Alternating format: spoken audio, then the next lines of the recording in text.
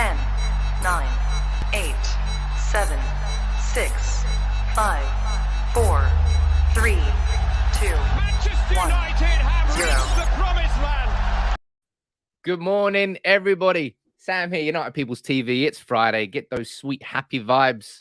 Well, unless you want a Manchester United sign, and then you might be just a little bit more disappointed. But we're here this morning to run through all the latest transfer news. Welcome to United Daily Live on the Friday. The giveaway is getting announced today. Who's won this week's CR7 shirt? Make sure you stick around for that. We're going to be speaking about Ralf Rangnick's desperate desire for Manchester United to sign a defensive midfielder. I want a defensive midfielder. You want a defensive midfielder. Every United fan has wanted a defensive midfielder for a long, long time. And will we get one? We've got 3 days left in the transfer window. What I'm going to do is run through everything on Denis Zakaria, everything on Boubacar Kamara. We'll have a conversation about Amadou Haidara. This morning, we'll also talk about the latest developments, twists, turns in the ongoing Jesse Lingard story, saga, whatever you want to call it. Donny van de Beek to Crystal Palace. We'll speak about that. Amadou Diallo will speak about that too. We'll speak about Fred playing for Brazil last night, about Facundo Pellistri making his debut from the start for Uruguay last night. We'll speak about Zidane Iqbal making his debut for Iraq. I tell you what, it's going to be a busy show. We're going to get the fabled map up. It's a big old show this morning. So how are you all doing? I can see plenty of you down here. You're liking the nice little touches on the new intro. I hope you do. I made that a while ago. I don't know why I didn't. I don't know why I didn't bring it here. But now you can see I'm a little bit bright here this morning because I tell you what, it is well bright outside. Well bright. It really is bright outside today. Let me see if that works. That doesn't work. Never mind. I can't turn it down. But that's just a lovely sunshine. I tell you what, it's supposed to be what, 28th of January? It's like 14 degrees today in the UK. That really is warm. It's like spring weather. But there are so many things that we need to talk about. There are so many.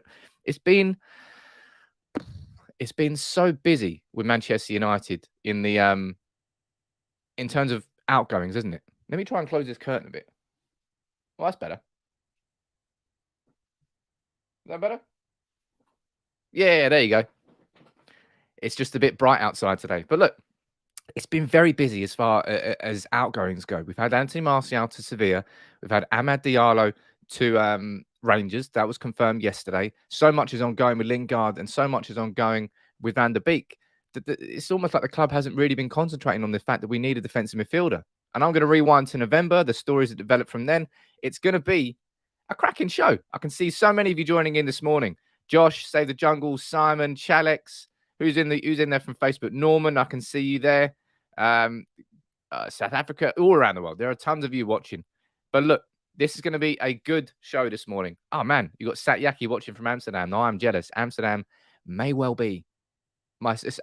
Amsterdam's one of my favorite cities, and so is Barcelona. I'm not sure which one I could choose. I'll probably go Amsterdam. I love Amsterdam. It's a great place. But look, what we're going to do here, let's rewind. Before I get into that, there's one thing I want to say. There's an interview I'm doing later today. This is the latest biography of Sir Alex Ferguson that goes right up to now. It's really, really bang up to date. I'm going to be interviewing the author, David Lyons, I think his name is. Going to be interviewing him today, and that's going to go out. And trust me, you want to be watching that. There's going to be a lot of insight into Fergie's relationship with the Glazers, Fergie's relationship with Woodward, his thoughts on Woodward, how he's actually been involved behind the scenes with Woodward and everything that's gone on. And you know how passionately I feel about the Glazers and how passionately against the Glazers I feel and how passionately against Woodward I feel. So there's going to be there's plenty in here. Basically, any propaganda I can load that gun with, I will. And that's what that interview is going to be. So therefore, you want to be joining that in. Quickly got to dismiss this comment here. DJ Drizzy Mark saying, Sam, why are you wearing a City shirt? This is the emblem from 1958 for Manchester United. This is absolutely not a City shirt. They may have taken that, but yeah, you're wrong there, my friend. Just wanted to clarify that. Good morning to all of you. Let's go in here and let's talk about the news, because what I'm going to do first of all is rewind to November. Okay, look at when this article was published. Paul Hurst from the Times, Monday the 29th of November. Rangnick targets Amadou Haidara to implement his pressing style. And this is the key line that I want to scroll down to inside this article, because this is, I suppose, why United fans are feeling a bit frustrated right now. This bit here. Manchester United are willing to give Ralf Rangnick money to strengthen the squad in the January transfer window. The Times understands that Haidara is one of the options that Rangnick is considering. And this has been the case that this is from November, right? It's like, what's that? Verging on 8 weeks ago, roughly. We've heard this story that Rangnick's going to be backed in the January transfer window, that Rangnick's going to get something because we all know that the squad isn't complete. We all know that there are options that we do have, but we're looking at compromises everywhere in midfield. And that's what Rangnick needed. And you can go on and say, look, Sam, we all know that the January transfer window is not a window where you can complete big deals. Not really. Obviously, we got Bruno Fernandes. We know that. You can rewind further. You can talk about Nemanja Vidic. You can talk about Patrice Evra. I'd say I would probably put Vidic and Evra down as anomalies more than anything else. It was just United absolutely got it spot on. And Abdullah's right in the comments there when he's saying that Haidara was when we played 4-2-2. I've said that quite a lot. But there are other targets available. And you see what's going on with Liverpool today, and it just makes United fans look at it and go, well, that just kind of pisses us off. Paul Joyce and everybody now, Fabrizio Romano, reporting the fact that Liverpool is stepping up and they're going to submit a bid, 37.5 million for Luis Diaz. And this is a team which is already top quality, bringing in more quality because they're chasing the league this year. And it's made United fans look at that with a bit of envy, I suppose. Now, is that simply because Liverpool were going to be targeting Luis Diaz in the summer and therefore they've brought that forward in case he goes to Spurs? That may well be the case. But what we need to do now is take a look at what's going on with Manchester United, because midfield is our only place that we're looking at here. We're not looking at getting an attacker or a centre-back option. It's simple. It's just a defensive midfielder, right? It's not as if fans aren't asking for the world. Rangnick's not asking for the world. As I said, Rangnick is playing Scott McTominay in defensive midfield. He's not a defensive midfielder. It doesn't matter how well he plays there, right? He's not a defensive midfielder. Maybe he can change his direction as a midfielder because he's a natural box-to-box midfielder. It's like trying to turn Anderson into a defensive mid. But the fact that McTominay's got more of the physical stature for a defensive mid kind of helps him. But it's similar sort of thing, right? And it's a compromise, considering you've got Bruno in front of him, you've got Pogba when he comes back in front of him, you've got Ronaldo up front, you've got Sancho on right wing, where you're not compromising anywhere. All of a sudden, you're compromising in the heart of midfield, the main cog of the engine. Bagel FC we are. Gian, I can see you here this morning. Good morning to you becoming a new member. We are going to be... Shall I announce it now? Sod it. Let's announce it now. Let's announce the winner of this week's shirt. And I swear on my life, people, this is done completely by random. This week's winner is on YouTube.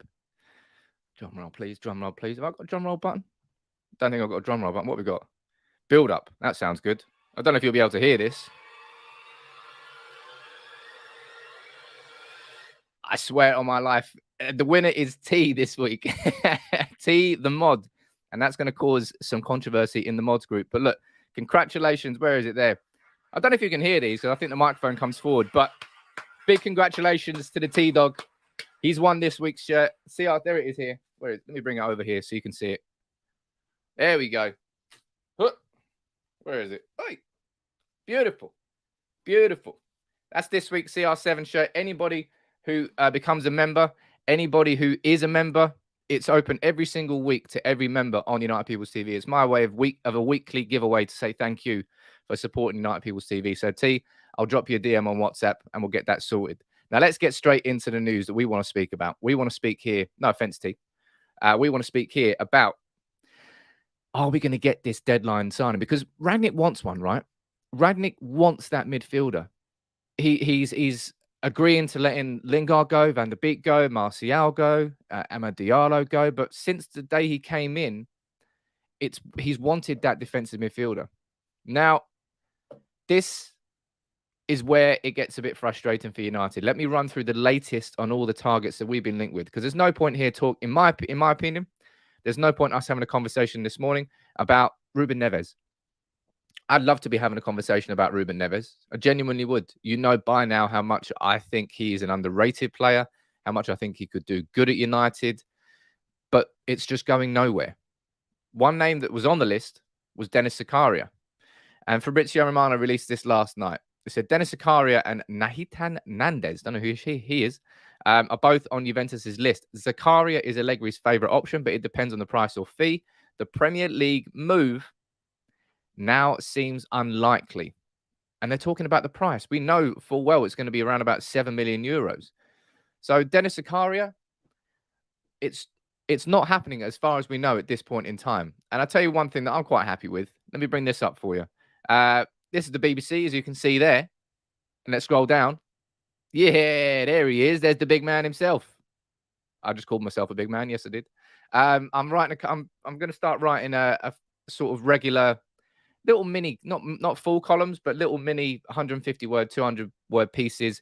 I did one on Tuesday talking about the fact that we're simply an injury to McTominay away from this midfield being plunged into chaos. And we're in a transfer window where we know we can go and sign a midfielder. It's just an unnecessary, really, really unnecessary risk that United are doing. But I also did a separate little mini column on Denis Zakaria and the concept that he's such a cheap alternative. And in the market, they say there's no value in the market. That was the famous words, wasn't it, that we always used to hear. But there's plenty of value in the market. And Denis Zakaria strikes me as an option that could come into this squad. If it didn't work out, he cost us 7 million. He's now under contract, and now we can sell him in the summer. But instead, Zakaria is not really being linked at all. As Fabrizio Romano says here, a move to the Premier League is unlikely for him.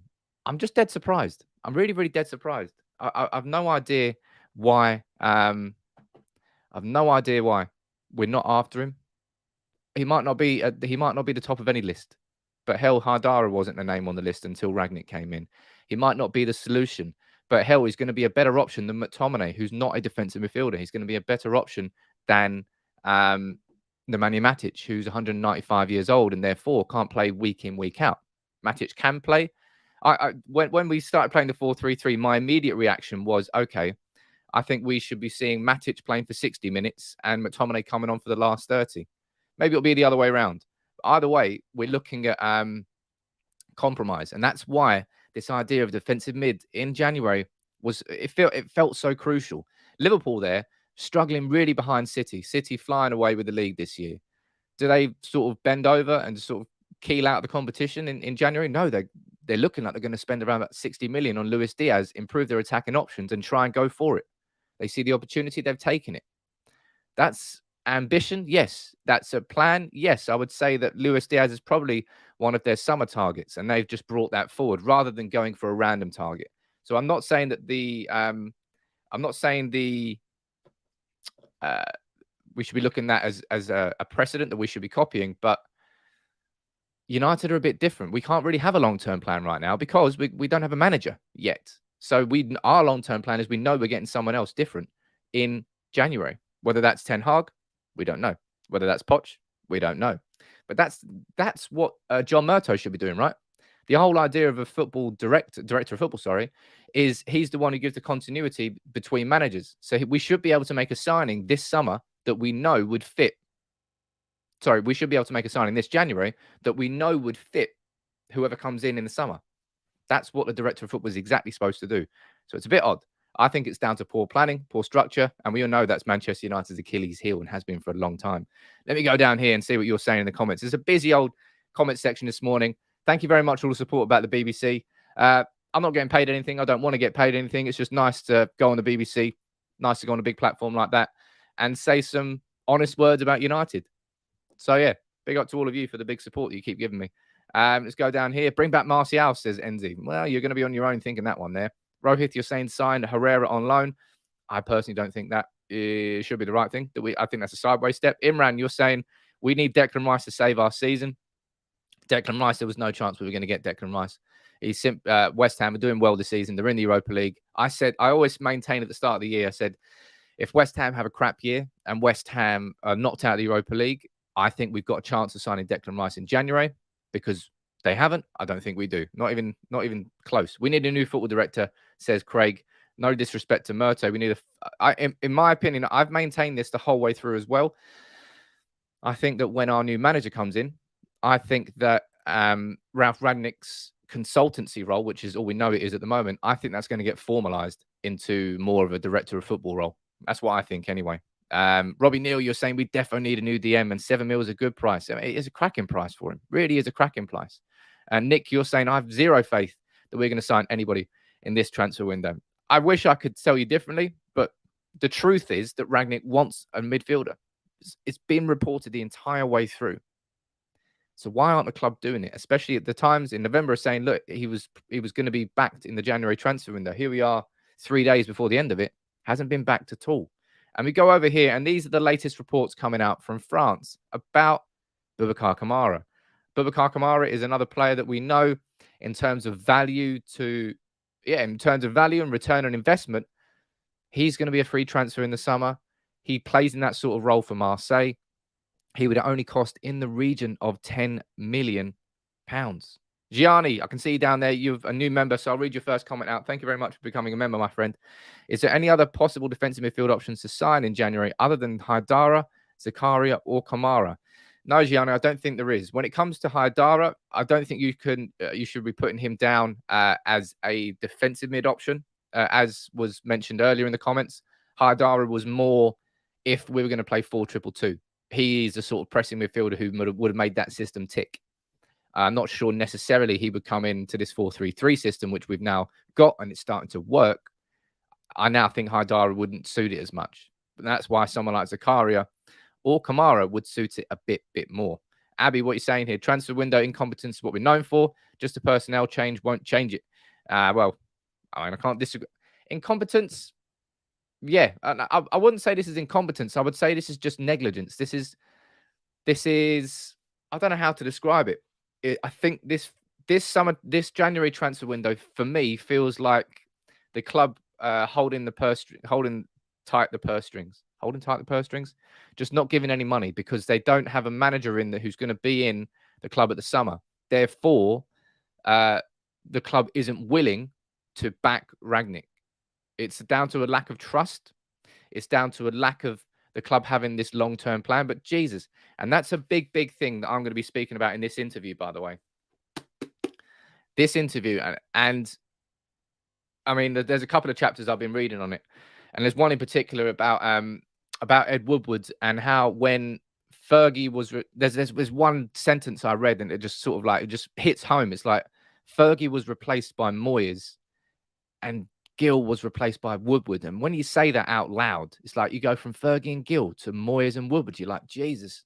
But it was all about Woodward and his desperation to get a Premier League title in his tenure. And that's where it all changed for Manchester United, because United always had that long-term plan. That's what Fergie always maintained.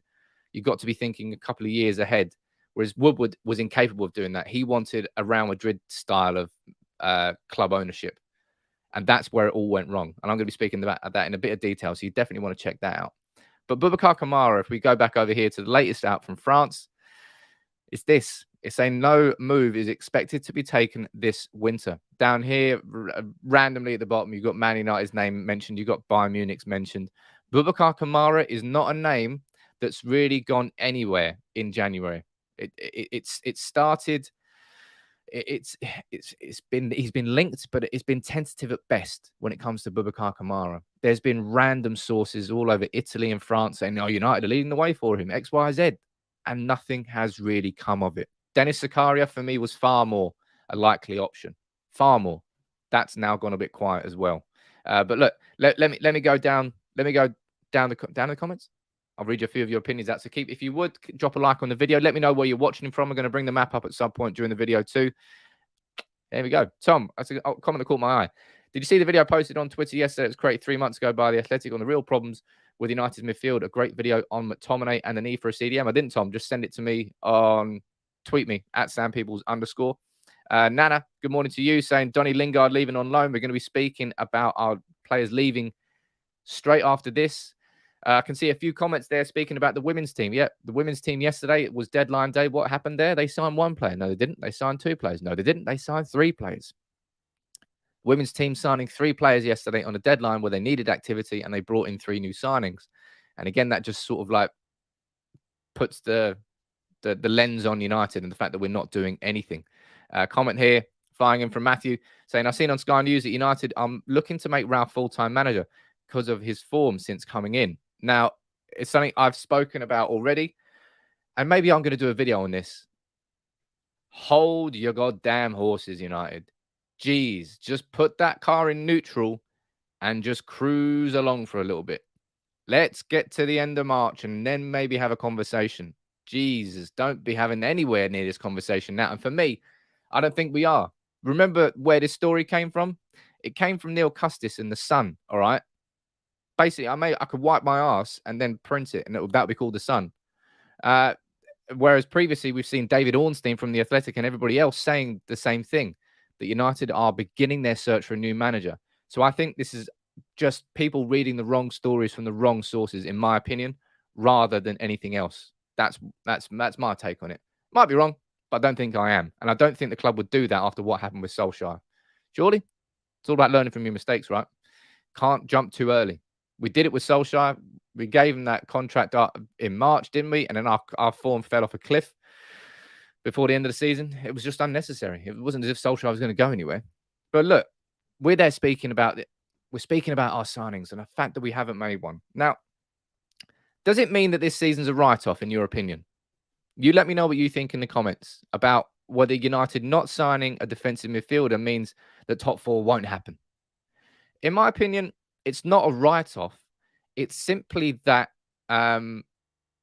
it's simply that Manchester United, we're just making it more difficult for ourselves. It's a difficult situation. Getting into the top four this year is going to be a hard race. It always is, but it feels really uber competitive this year. And Chelsea falling off the wagon from that title chase means they've been dragged into it. Maybe that means a third spot could be up for grabs for the right team, but United are simply just, as I said, we're making it more difficult for ourselves by not bringing in a reinforcement, even if it's not the player we want. Say Declan Rice is our number one target, or Jude Bellingham, who isn't that defensive midfield option, by the way. And we can't get them, so then we don't sign anybody. It seems a bit counterintuitive, especially when you consider how much it's going to be worth to United financially to get into the Champions League next year, how much it's going to be worth symbolically in terms of a new manager coming in and having Champions League football. It's so important for us to get top four this year. And United are just taking a bigger risk, in my opinion, than they need to by not signing someone.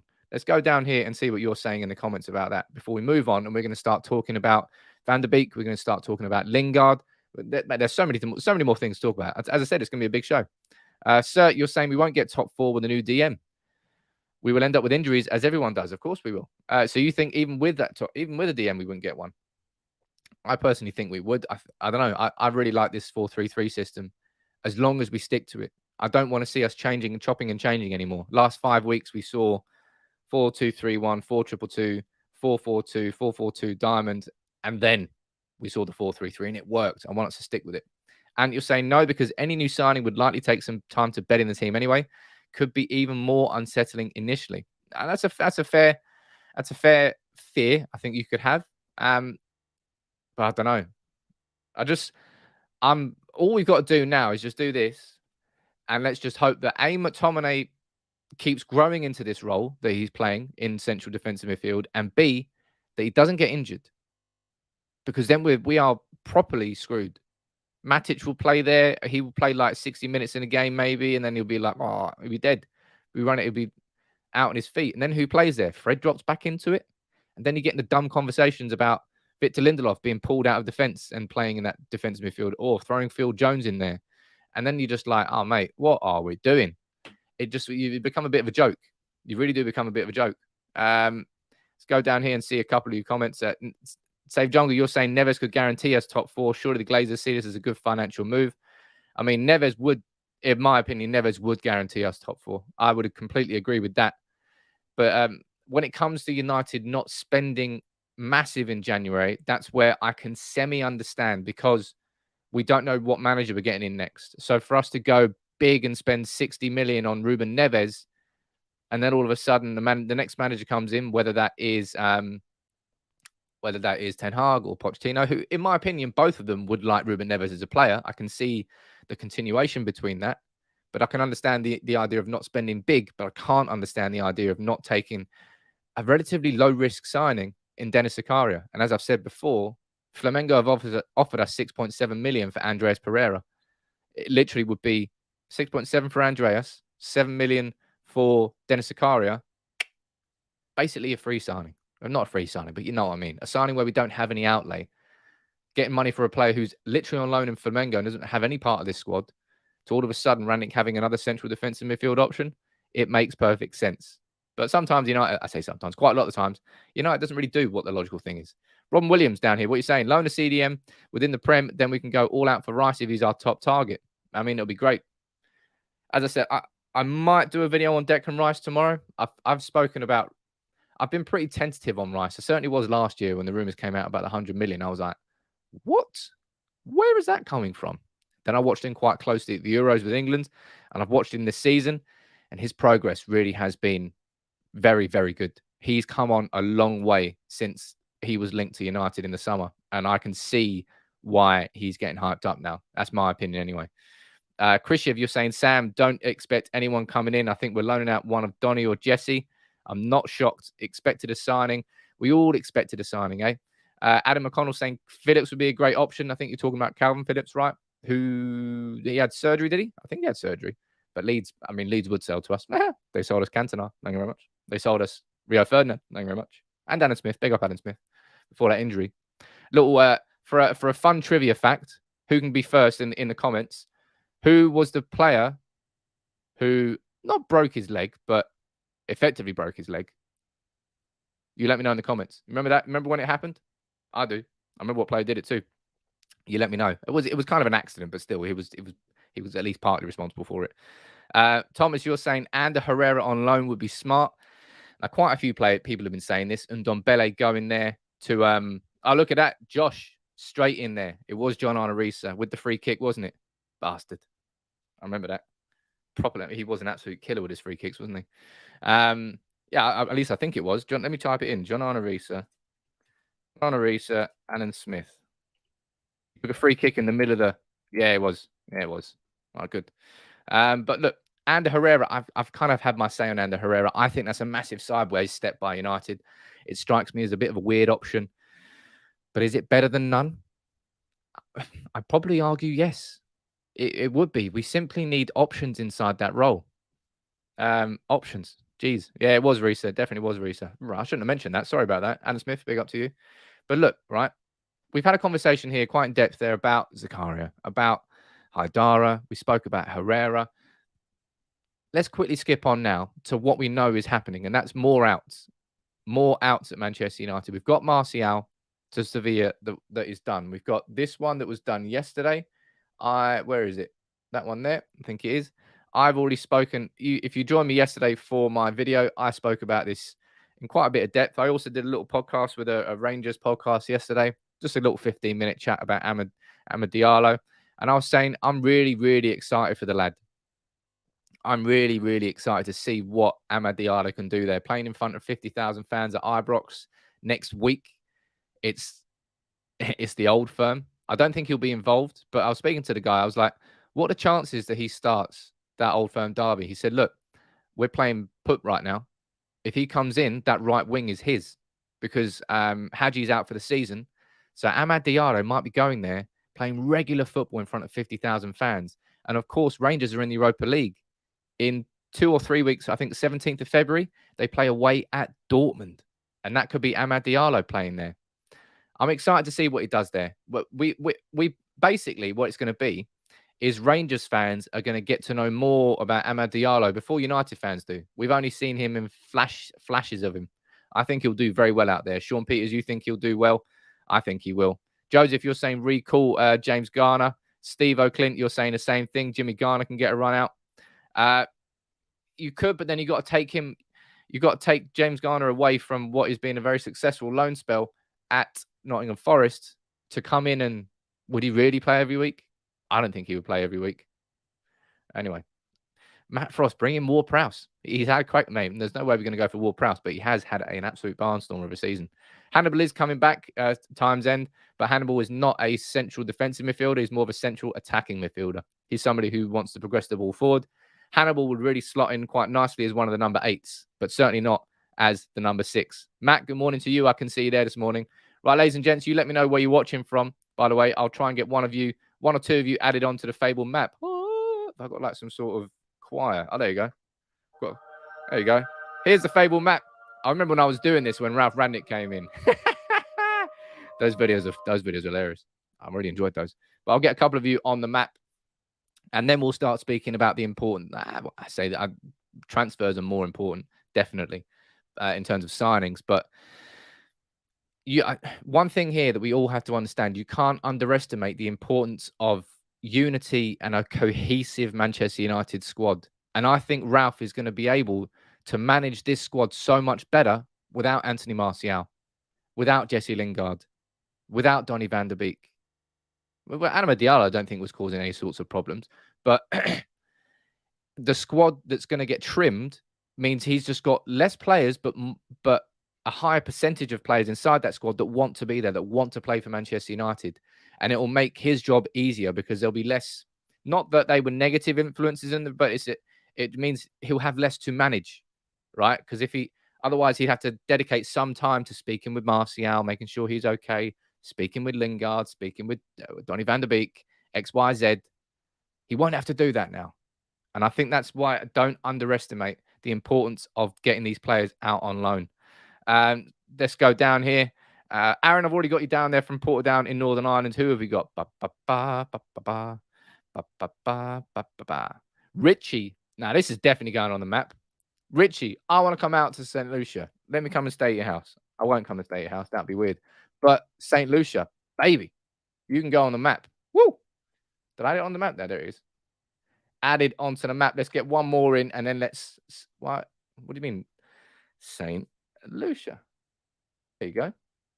Don't be difficult, map. Thank you very much. That's one there. And let's get one more. Oh, wow. Chris, you're watching from North Borneo. Wicked. On you go, sir. North Borneo. I mean, is that even... What am I going to type in for that? North Borneo? Well, can you get... No, that's in South Africa. Let me just type in Borneo. Borneo. Indonesia. There you go. On you go, sirs. Thank you very much, everybody. I will also be heading back to the map later on in the stream. Sam, you're asking what's happening with Tchouaméni. Seems like a no-brainer transfer with Tchouaméni. Tchouaméni is going to be on the same sort of list as Boubacar Kamara, as a player that, yeah, he's been linked with Manchester United, but a player who, let's be honest, it hasn't really gone much further, has it? Tchouaméni, that we were linked with him in the summer when he was at Monaco, and now there's not been much said since. Would he improve United? Hell yeah, he would improve United. What's happening? It's all gone a bit quiet on the Western Front, so don't expect much on Tchouaméni or Kamara. I always considered Zakaria the most likely. Fabrizio Romano this morning saying Zakaria to the Premier League, it seems unlikely. So with 3 days to go, there's no real standout, obvious player that we say, if we're going to go late in the window, we're going to go after this player. I thought that was Zakaria. I was wrong. Maybe it is Kamara. Maybe we can still do that. As Liverpool have shown today with Luis Diaz, you can go in if you want that player. But let's quickly I'm going to do a roundup for you on everything you need to know about the Van der Beek situation and Jesse Lingard, and then I'll head back down to the comments. Let's go dive into this one, ladies and gents. This is from James Ducker on Donny van der Beek, and there's no real update in this regard. He's saying Crystal Palace and Valencia are both trying to sign him on loan. They're both in talks with United and are talking to Van der Beek about the loan for the rest of the season. We go over here to see what Simon Stone is saying on the BBC. He said Van der Beek is in demand, and it looks like he is going to be moving away. He's interested. He's of interest of Palace and Villa. It seems like United will allow him to leave if somebody covers his wages. And this bit here, I'd say that actually really annoys me now. It really, really annoys me. The fact that that's the thing that we keep talking about. The feeling is the former Ajax man lacks the physicality to excel in the Premier League. It's just a bit odd. All right, honestly, if you think about it, who would you back to win in a fight? Donny van der Beek or James Ward-Prowse? Who do you actually reckon would win in that scrap? Because we're talking about physicality. Is that what we're talking about? About their ability to sort of like barge players off the ball, elbows out, keep possession of the ball, push people away? Is that what they mean with the physicality? Do they mean literally just about height and size? Or if it simply is the fact that they think he lacks the physicality to play in the Premier League, then why the fuck did we sign him? It's not as if he's completely transformed. It's not as if he's completely transformed. Like, he was that player at Ajax. If that really is the reason why he's not playing, then why did we sign him in the first place? Weird. Although Matt, you're definitely backing Ward-Prowse to win that scrap, and you're backing Ward-Prowse. But no, Klein, you're backing Donny. Maybe it will happen. I don't know. We'll see.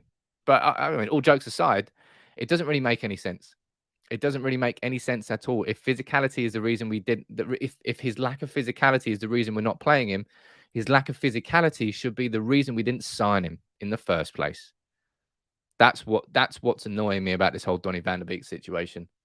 Mate, is that something? And that goes down to the fact that all the evidence still continues to point towards my idea, the fact that Donny van de Beek was not signed as a Manchester United player.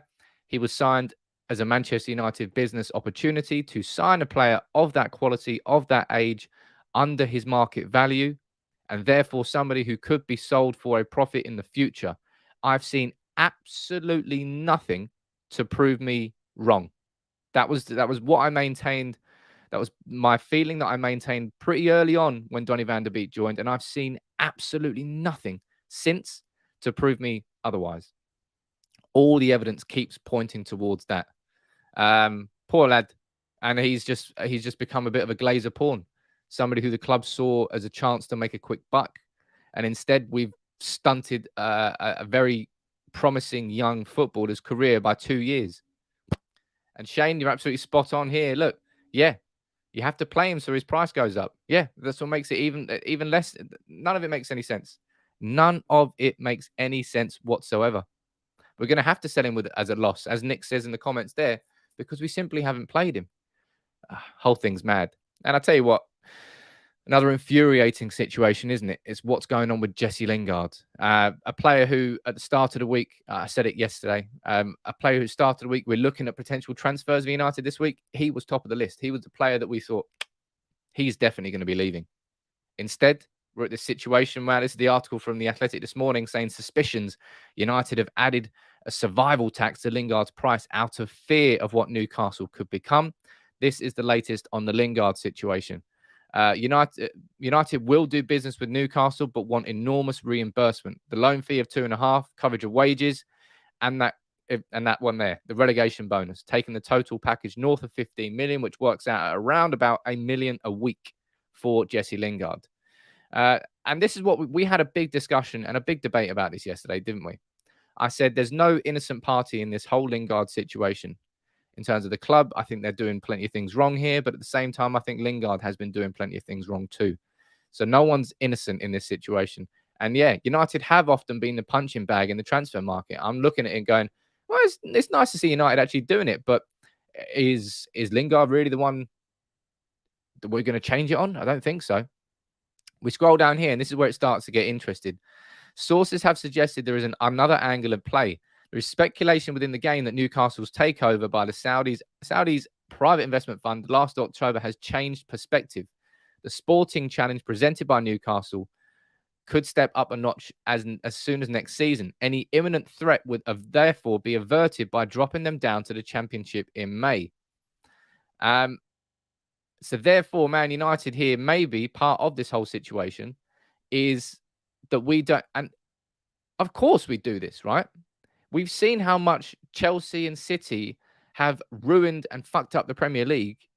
Why would we, think about this logically, why would we help them achieve that? Why would we help them avoid relegation? Why would Manchester United give Newcastle a better chance and a better opportunity at avoiding relegation and not knocking their whole business plan back by a year?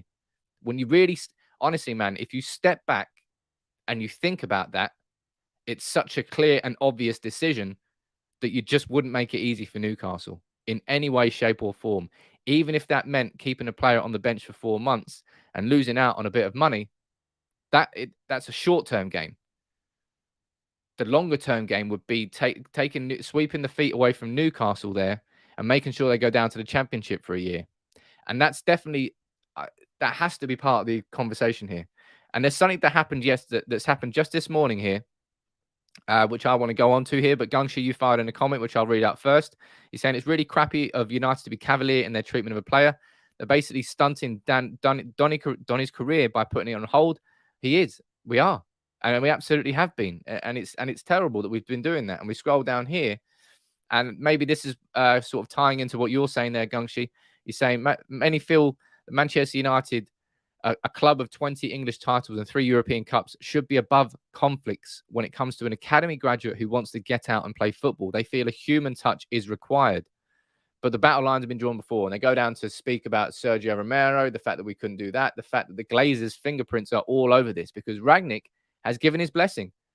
As we've seen in all the stories this week, Rangnick has given his blessing for him to leave the club, but he still hasn't left the club. And that's why this is such a delicate situation. On the one hand, you've got the human side of it and the empathy that you've got for Jesse Lingard. On the other hand, you've got Manchester United as a club. And we're looking at this going, do we really want to help Newcastle stay up? I don't think we do. If we do, we want to make sure we get plenty of money for it. And this morning is where we get a bit of precedent on this situation that I hope and I think could change the situation. We know what Newcastle are doing. They're just like that. They're out there flinging the cash, trying to see what sticks, and they're signing players left, right, and centre. Bruno Guimaraes, he's another one. The Brazilian midfielder from Olympic Lyon. And this is what I'm saying about the precedent. This has happened this morning, only just before I came on air, only an hour ago. The breaking news is that Bruno Guimaraes to Newcastle, the total agreement with Lyon this morning is 42.5 million euros plus an 8 million euro bonus in the event that Newcastle avoid relegation. So what we've got there is precedent of Newcastle agreeing an 8 million euro bonus with Lyon in case they stay up. Boom. There you go. Manchester United, all you've got to do is take that to Newcastle and demand 8 million euros. If they've agreed it with Bruno Guimaraes, then they should be agreeing it with Manchester United with Jesse Lingard. Maybe that's a bit different because they've signed a player on a permanent deal rather than a loan, X, Y, Z. But look, if they can do it, then it goes to show that clubs can negotiate that relegation bonus. I think United have been going a bit over the top, trying to get £12 million for it. But look, if Lyon can do it, why can't Manchester United? Let's go over here. And what you're saying here, guys, you're assuming that we are the club we once were. We are not. The only consideration with Lingard is that he is an asset to the Glazers, so they want money and greed, end of.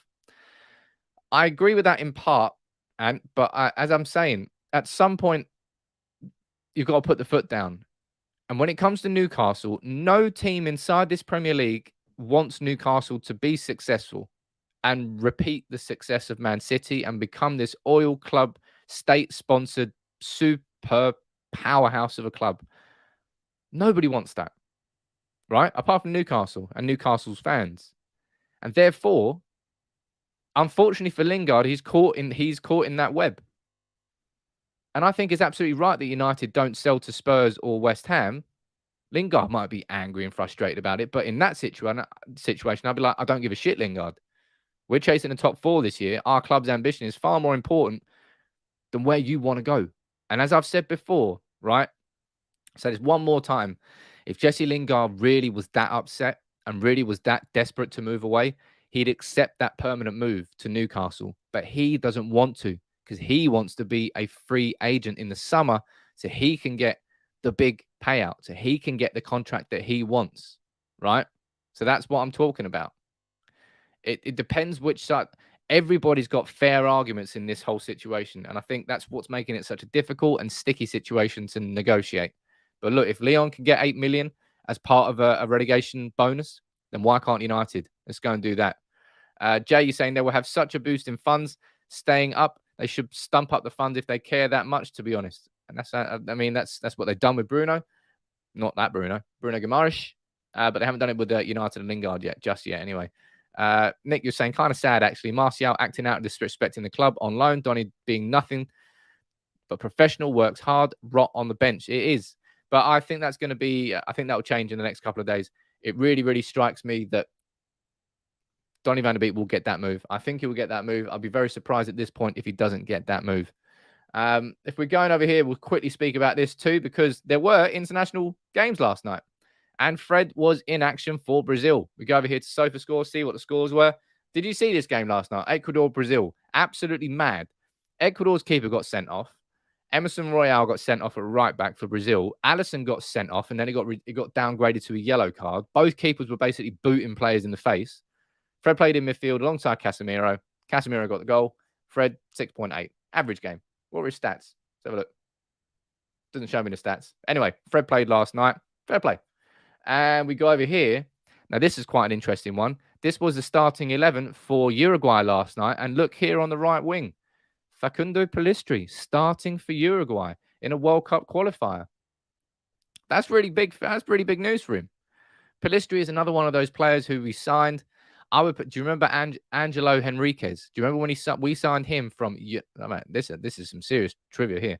We signed him from Universidad de Chile, and he was a player who came through. We didn't know who he was. We hoped he was going to be Javier Hernandez Part 2, but we didn't know, and he sort of like drifted into the shadows. But look, Pellistri's out there starting for Uruguay on the right wing in an established team. Suarez is there, Godin, Bentancur, Valverde. Hey, good for him. Good for him. I hope that he can continue this progress. Cavani came on off the bench and I think played the last 20 minutes. But good for him. Good for Pellistri. Jonathan, you're saying not getting fourth is an absolute disaster. It's the minimum needed. I've said this before. Like, it's always said, right, that not getting fourth is an absolute disaster. This year, it genuinely is a massive, massive disaster. In the same way that Newcastle getting relegated would be a huge spanner in the works for them and their plans. Manchester United not getting top 4 this year would be a huge spanner in the works for us because we've got a new manager coming in. The last thing we want is to be so excited about getting Eric Ten Hag in or whoever else, Pochettino, Enrique, whoever the next manager is, and we're fucking playing Europa League football next year with this squad. You think Ronaldo's going to stick around for Europa League? You think Ronaldo's going to be happy playing in Europa League and hearing that anthem? That's when you're going to get a pissed off Ronaldo. And I wouldn't be surprised if he angled to move away from it. He's only got a couple of years left. He wants to be playing at the top level. So getting top 4 this year is so instrumental in stopping the wheels from coming off. Otherwise, whoever comes in next is going to be starting on the back foot straight away. And that's not what we need. Because whoever comes in next, that should be the opportunity for Manchester United to really take that step upwards that we hoped we were going to do this year under Solskjaer. Not getting top 4, I'm not sure that's possible at all. Something else that happened yesterday, which is pretty damn cool. I want to speak about it too. Zidane Iqbal. Zidane Iqbal made history for Manchester United when he came off the bench against Young Boys, I believe it was, in the Champions League in December. Became the first British-born Asian to play for Manchester United. And last night, he came on in the 82nd minute to make his debut for Iraq against Iran. Big up to you, Zidane. I hope that your progress continues. Keep doing what you're doing. And it's pretty exciting, man. Manchester United have got some players. We've got Zidane Iqbal there with Iraq. We've got Hannibal Mejbri playing for Tunisia.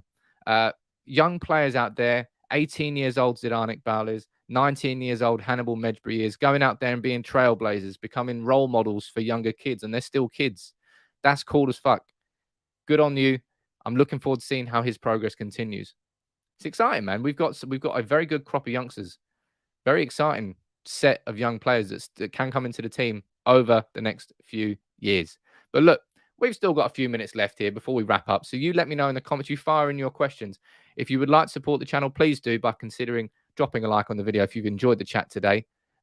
Subscribe if you're new. If you want to, fire in a super chat. As is always the case, any money you fire in and you support United People's TV by becoming a member or sending in a super chat, it gets reinvested back into the channel. This week, we've got new lighting. We got a new microphone last week. It's only going back in to make the channel bigger and better. It's what I always say, but I genuinely mean it. And as I do always say as well, thank you very much to everybody who does continue to support the channel and help take United upwards. Sandeep's feeling a very chipper mood this morning, saying, I disagree. Our youngsters are overrated. Never overrate youngsters, man, because you can't. Youngsters are an unknown entity. That's what makes them so exciting. They've got a youthful naivety that when they come into that team, They want to play with the same enthusiasm that they played in the youth level, because they might be the cream of the crop. They might be the best player on the field when they're playing for the under-23s, and they come in and they're the worst player on the field. Not the worst player, but the least experienced player on the field when it comes to the first team.